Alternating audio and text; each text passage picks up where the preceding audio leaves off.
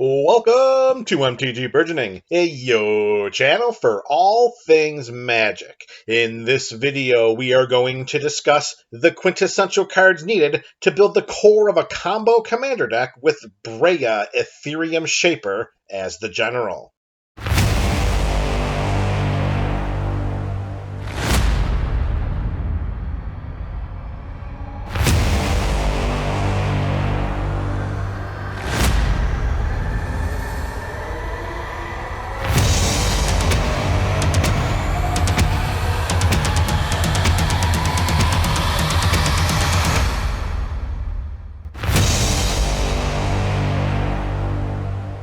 Breya, Etherium Shaper, debuted as the front-facing commander option in the Invent Superiority pre-constructed EDH deck from the Commander 2016 product.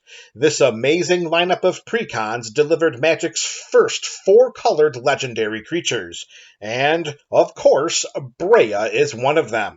Our general is a 4/4 human artifact creature for white, blue, black, and red mana. When Breya enters the battlefield, we create two 1/1 blue Thopter artifact creature tokens with flying.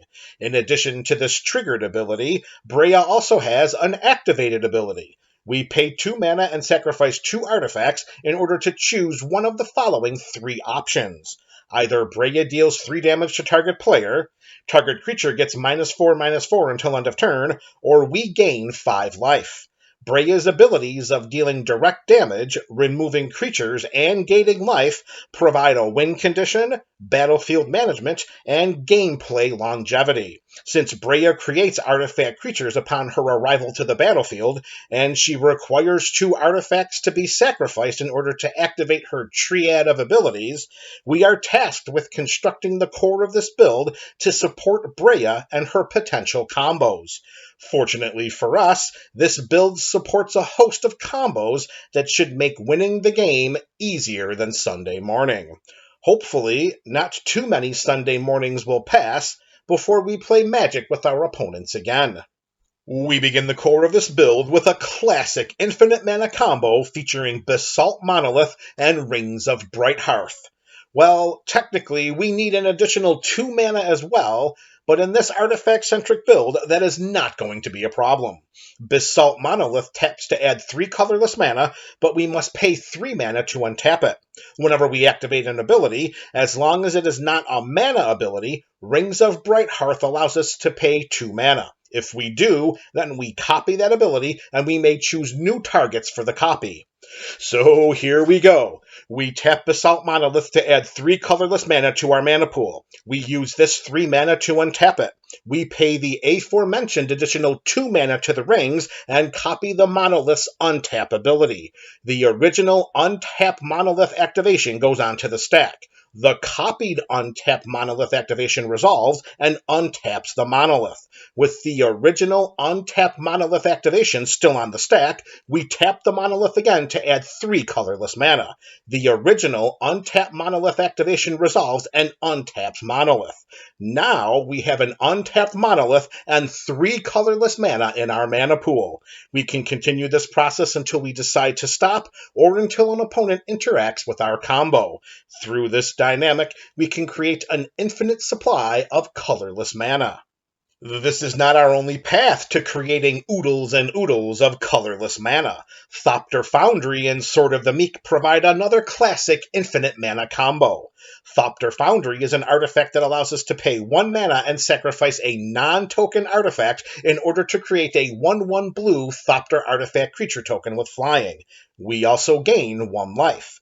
Sword of the Meek is an equipment that gives equipped creature +1/+2. It has an equip cost of 2.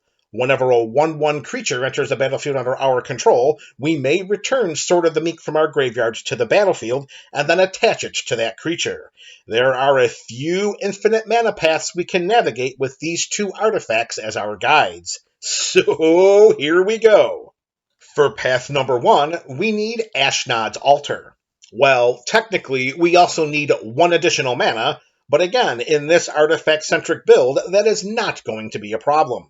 We use this 1 additional mana to activate Thopter Foundry and sacrifice Sword of the Meek, which, of course, is a non-token artifact. This creates a 1/1 blue Thopter artifact creature token with flying, and we gain 1 life. When this Thopter enters the battlefield, we return Sword of the Meek from our graveyard to the battlefield and attach it to the Thopter. We sacrifice this Thopter to Ashnod's Altar for 2 colorless mana. We use 1 of this mana to activate Thopter Foundry and sacrifice Sword of the Meek. This creates another Thopter, which returns Sword of the Meek to play, and we net 1 colorless mana. Rinse, lather, repeat, create infinite mana. For path number 2, we need Mana Echoes. Well, technically, we also need 2 additional mana, but again, in this artifact-centric build, that is not going to be a problem. We use 1 of this additional mana to activate Thopter Foundry and sacrifice Sword of the Meek, which, of course, is a non-token artifact. This creates a 1/1 blue Thopter artifact creature token with flying, and we gain 1 life. When this Thopter enters the battlefield, we return Sword of the Meek from our graveyard to the battlefield and attach it to the Thopter. We use the second of our additional mana to complete this process a second time, except when Thopter number 2 enters the battlefield, Mana Echoes triggers due to the presence of Thopter number 1, and it creates 1 colorless mana. We use this freshly produced colorless mana to complete this process a third time, except when Thopter number 3 enters the battlefield, Mana Echoes triggers due to the presence of Thopter number 1 and Thopter number 2, and it creates 2 colorless mana. Rinse, lather, repeat, create infinite mana. For path number 3, we need Krark Clan Ironworks. Well, technically, we also need 1 artifact to sacrifice, but again, in this artifact-centric build, that is not going to be a problem. We sacrifice this 1 artifact to Krark Clan Ironworks and create 2 colorless mana. We use 1 of this colorless mana to activate Thopter Foundry and sacrifice Sword of the Meek, which, of course, is still a non-token artifact. This creates a 1/1 blue Thopter artifact creature token with flying, and we gain 1 life. When this Thopter enters the battlefield, we return Sword of the Meek from our graveyard to the battlefield and attach it to the Thopter. Remember, our Thopters are artifact creatures, so we can sacrifice them to Krark Clan Ironworks. We net 1 colorless mana each time we complete this process. Rinse, lather, repeat, create infinite mana. For another option, if Breya and Nim Deathmantle are on our side of the battlefield with either of the aforementioned Ashnod's Altar or Krark Clan Ironworks, then we can create a litany of infinite loops by producing colorless mana, dealing direct damage, and gaining life. To begin, we sacrifice 2 creatures to Ashnod's Altar, or 2 artifacts to Krark Clan Ironworks, or 1 activation of each of these 2 artifacts in order to produce 4 colorless mana.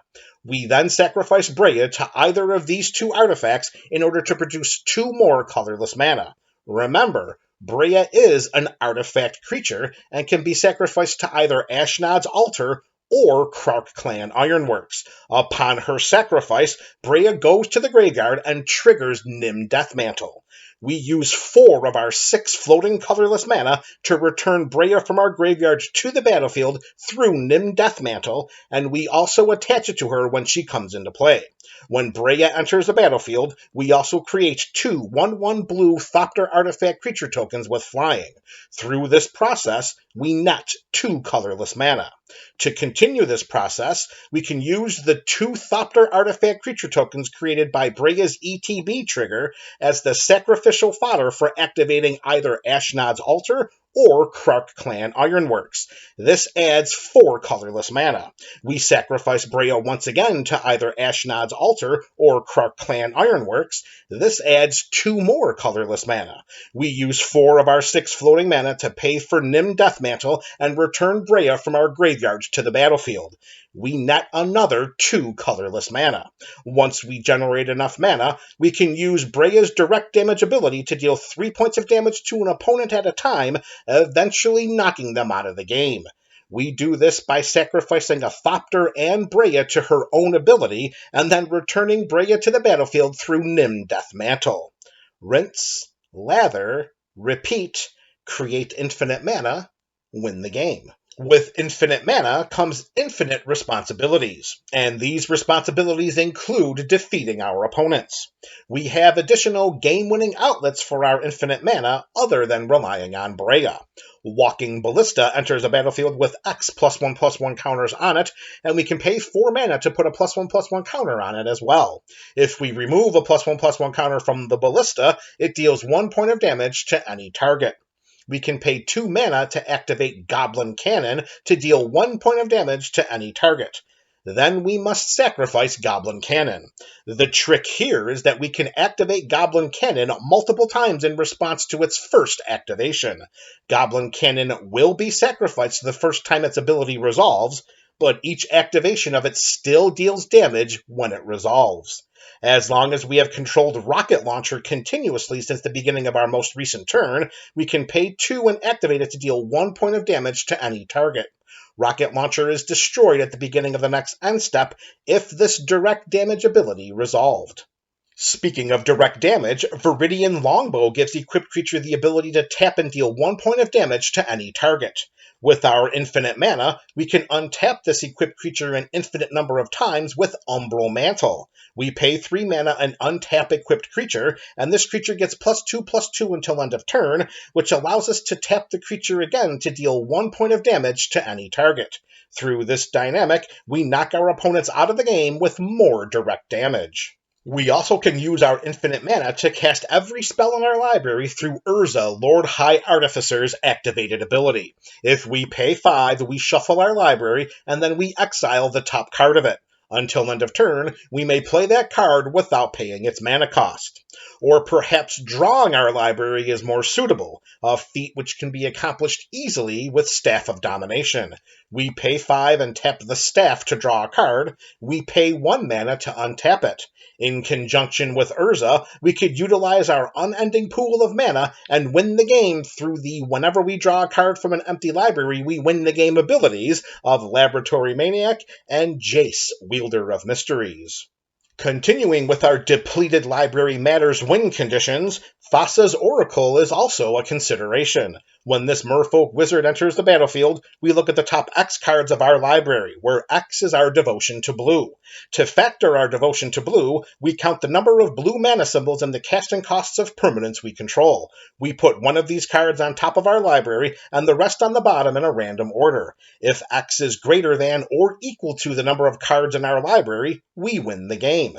Through Urza's exiling of cards from the top of our library and the staff's card drawing ability, casting Thassa's Oracle for the win should be easier than Sunday morning. Perhaps we want to use our infinite mana in a more traditional game-winning manner. If we pay 7 mana to activate Cogwork Assembler's ability, then we create a token that's a copy of target artifact. That token gains haste and is exiled at the beginning of the next end step. Note that this ability targets any artifact on the battlefield, and not just ours. At a minimum, we can target Cogwork Assembler for an infinite number of hasty assembly workers that can deliver us victory through combat. Of course, we also can adopt a simple spell-slinging path to victory through the use of our infinite mana. Exsanguinate has each opponent lose X life. Debt to the Deathless has each opponent lose 2 times X life. We gain life equal to the life lost these ways. Torment of Hailfire has us repeat the following process X times.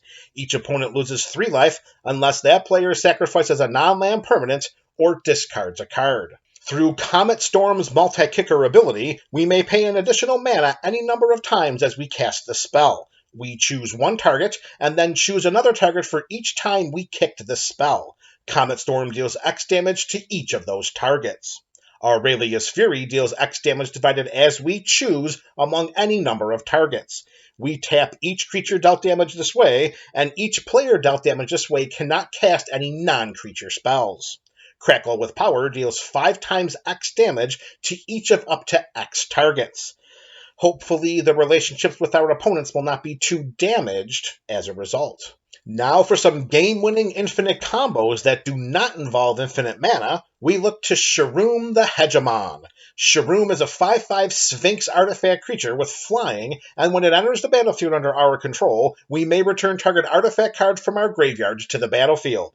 With Sharum on our side of the battlefield, if we cast either Phyrexian Metamorph or Sculpting Steel, then each of these creatures can come into play as a copy of Sharum and put its Sharum-copied Enter the Battlefield trigger onto the stack. However, due to the legend rule, one of these creatures must die immediately. We choose the original copy of Sharum to die. Sharum goes to the graveyard. Then, the Enter the Battlefield trigger of either Phyrexian Metamorph or Sculpting Steel resolves, and we return the original copy of Sharum from our graveyard to the battlefield. Its Enter the Battlefield trigger goes onto the stack. Once again, due to the legend rule, one of these creatures must die immediately. We choose either Phyrexian Metamorph or Sculpting Steel to die. It goes to the graveyard, then Sharum's Enter the Battlefield trigger resolves, and we return either Phyrexian Metamorph or Sculpting Steel from our graveyard to the battlefield. With this legend rule forced death and artifact recursion from the graveyard loop in place, all we need now are some game-ending payoffs. Since each of the cards in this loop are artifacts, Disciple of the Vault, Marionette Master, Reckless Fireweaver, and Ingenious Artillerist are game-winning additions. Whenever an artifact is put into a graveyard from the battlefield, the Disciple provides us the option of having target player lose 1 life, while Marionette Master has target opponent lose life equal to its power whenever an artifact we control is put into a graveyard from the battlefield. Whenever an artifact enters the battlefield under our control, both the Fireweaver and the Artillerist deal 1 damage to each opponent. Since the cards in our Sharum loop are already creatures, or becomes a copy of a creature, Impact Tremors, Perforos, God of the Forge, Zilliport Cutthroat, and Cruel Celebrant also are game-winning additions. Whenever a creature comes into play under our control, Impact Tremors deals 1 point of damage to each opponent, while Perforos deals 2. Perforos also is an indestructible enchantment that is only a creature if our devotion to red is at least 5. In this build, it is very likely that Perforos remains an indestructible enchantment, which makes interacting with him inordinately difficult for our opponents. Whenever Zilliport Cutthroat or another creature we control dies, each opponent loses 1 life and we gain 1 life. Cruel Celebrant follows suit, but extends its Drain Life trigger to include planeswalkers we control as well. Since the cards in our Sharum loop go to the graveyard, Bitter Ordeal is another game-winning option. We search target player's library for a card and exile it. However, through this sorcery's Gravestorm mechanic, we copy this spell for each permanent put into our graveyard this turn. We may choose new targets for the copies. Through our Sharum loop, we exile each opponent's library 1 agonizing card at a time. Since the cards in our Sharum loop enter the battlefield, Altar of the Brood can be another game-winning option. Whenever another permanent enters the battlefield under our control, each opponent mills a card. We must exercise caution when relying on this artifact to win us the game. The possibility exists that through this milling process, cards with abilities that shuffle our opponent's graveyards into their libraries may be triggered, thus denying us the opportunity to have an opponent draw a card from an empty library. We also must increase our mindfulness to the battlefield presence of cards like the aforementioned Laboratory Maniac and Jace, Wielder of Mysteries. If Altar of the Brood is a consideration for inclusion into this build, then awareness of these cards is paramount. We do not want to hand an opponent a victory. Additionally, cards like Ormos, Archive Keeper, and Out of the Tombs allow opponents to continue playing a game with empty libraries. Although their status would be tenuous in these scenarios, they would still be in the game. Our next infinite combo is sure to keep our friends, as well as make many, many new ones. And that is taking infinite turns. We can achieve this feat with Thopter Assembly and Time Sieve. At the beginning of our upkeep, if we control no Thopters other than Thopter Assembly, we return it to our hand and we create 5 1/1 colorless Thopter artifact creature tokens with flying. If we tap Time Sieve and sacrifice 5 artifacts, then we take an extra turn after this one. So here we go. As long as we control no other Thopters, we return Thopter Assembly to our hand at the beginning of our upkeep and create 5 Thopter Artifact Creature tokens. These artifact creatures become the sacrifice fodder for activating Time Sieve. We get Thopter Assembly back onto the battlefield before our turn ends. When our extra turn begins, at the beginning of this upkeep, we return Thopter Assembly to our hand and create 5 more sacrificial Thopters. Rinse, lather, repeat, take infinite turns, get kicked out of the playgroup. It's time to close out this video with a sampling of additional cards that synergizes with and enhances our artifact combo theme.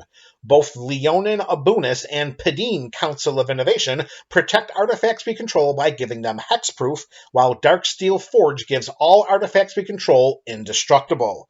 Padim also provides potential card draw at the beginning of our upkeep. Fabricate puts any artifact card from our library into our hand. We can tap and sacrifice 3 artifacts with Kuldotha Forge Master's ability in order to search our library and put an artifact card from it onto the battlefield. Whir of Invention does the same, except that the artifact must have a mana value of X or less. Through this instance improvised mechanic, our artifacts can help us cast this spell. Each artifact we tap after we're done activating mana abilities pays for 1 generic mana toward Whir of Invention's X cost.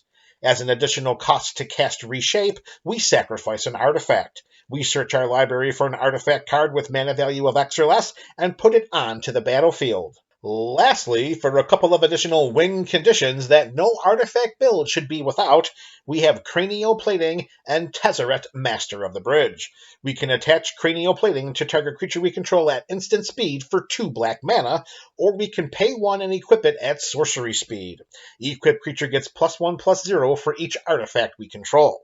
Tezzeret has a static ability that gives creature and planeswalker spells we cast affinity for artifacts, which means that they cost 1 less to cast for each artifact we control. Tezzeret's +2 loyalty ability deals X damage to each opponent, where X is equal to the number of artifacts we control. We gain X life. Tezzeret also has artifact recursion and cheat artifacts into play abilities. Hopefully our opponents won't feel cheated out of the game after we combo them off the table. This video provided a blueprint for building the core of a combo commander deck with Breya Etherium Shaper as the general. The cards showcased during this video are suggested options for crafting the thematic core of a combo EDH deck, in addition to providing ways of optimizing this theme. Removal spells, disruption, ramp, and the land base can vary from build to build, and also are dependent on metagame preferences and availability. In building around videos like this one, these deck components are left in the hands of each individual deck brewer. If you found this video appealing, then be sure to check out our other building around videos through the playlist on your screen. Also, be sure to check out our other deck building series, and don't forget to let me know your thoughts about the core of this Breya combo build in the comments section below. This is MTG Burgeoning, a channel for all things magic.